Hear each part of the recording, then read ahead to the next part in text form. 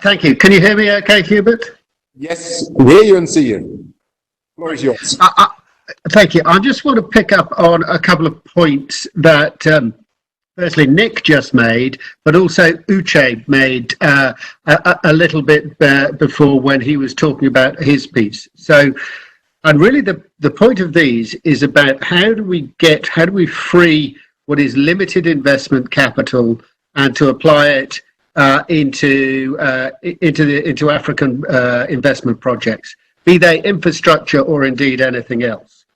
So, firstly, to emphasise what Uche was saying, admittedly it was in the healthcare area, but the IRR being some 20% for some of those projects. So there is very good returns to be made if we can get past the structural problems.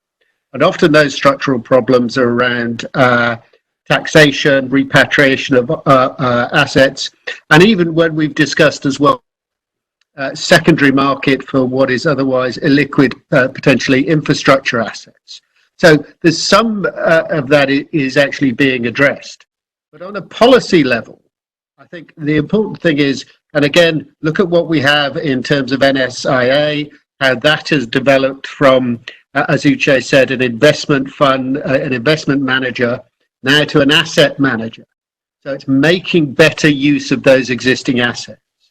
This is going to be increasingly important across the continent as have to apply with very little headroom. They have to see what they can do in terms of raising debt, as I say, with little headroom to help support their economies. We have to chase every investable dollar that we can, and starting with each individual country. And so in a different format are proving to be a very sensible policy development. So, and it's a shame it doesn't look like we've got Ayman on the call, but Egypt is a good example of that. How it's put its state assets together. We know about those, many of those being linked with the armed forces and things like that, and not being managed efficiently. So it's adopting that asset manager approach that Uche says. And that is something that more governments can actually look at a way of better using those assets and freeing capital for deployment elsewhere. So we've also then seen it in what NSIA is doing, where it's acting also as a project manager. And Uche mentioned a hydrocarbon project. There's the second Niger crossing. We see something similar in Senegal as well. And it's also has been called in as well under COVID-19 to provide some project management expertise. So, and we also have seen that in Morocco as well, and we have Ithmar, they were certainly on the line earlier, and have got very good experience in that. So I think my only point that I would make is to emphasise what Nick and others have said, which is about that all of these policy tools have to be used to free capital to invest in the much needed projects across Africa. And governments should start to think about how they can use the COVID-19 crisis as a way of perhaps unblocking some of those structural reforms that have been limiting investment.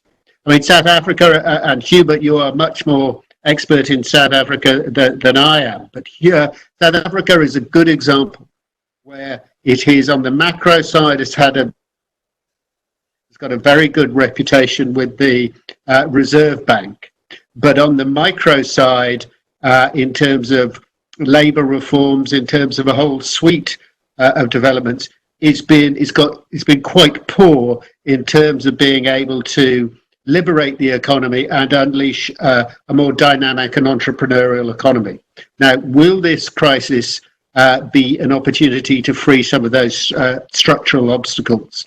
And my argument would be, under these circumstances, that governments need to look and rethink their whole approach to how they get in additional investment, both from their own countries and their own resources, but also how they get in additional investment capital from around the world. And as a final point, there's the traditional sovereign wealth funds those mineral resource funds. They have a record of investing with these new type of sovereign wealth funds. We've seen a hugely successful approach in, for example, in the likes of Russia, but also in some Western European countries and elsewhere, of those capital-rich countries who want to deploy their capital, partnering with other sovereign wealth funds who are more of the inward investment type of sovereign wealth funds, and being prepared to do that.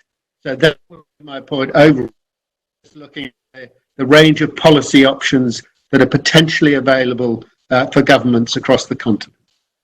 Doing business in Africa, you can't afford to be without Africa Investor.